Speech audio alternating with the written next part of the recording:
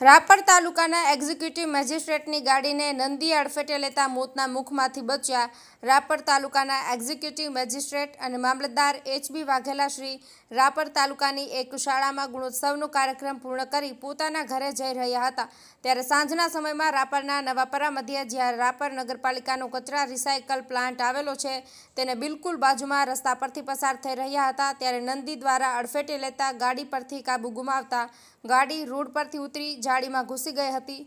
ત્યાંથી લોકો દ્વારા સાહેબને પ્રાથમિક સારવાર માટે રાપર શુભમ હોસ્પિટલમાં ખસેડવામાં આવ્યા હતા। સુરેશભાઈ મકવાણા એડવોકેટ અને આમ આદમી પાર્ટીના પ્રમુખ દ્વારા જણાવાયું હતું કે આ અગાઉ પણ વારંવાર આખલા યુદ્ધના કારણે રાપર શહેરના અનેક જીવો ગયા છે।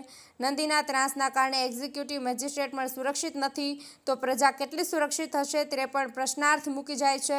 રાપર નગરપાલિકા તંત્ર અને ભારતીય જનતા પાર્ટીના કાઉન્સિલર ઉપર આરોપ મૂકતા જણાવાયું છે કે આ બાબતે જરા પણ તસદીલી લેવામાં આવતી નથી। વધુમાં તેમણે જણાવ્યું હતું કે રાપરની જનતાએ આપને કાઉન્સિલો બનાવ્યા છે, ખરેખર પ્રજાના કામો કરવા જોઈએ।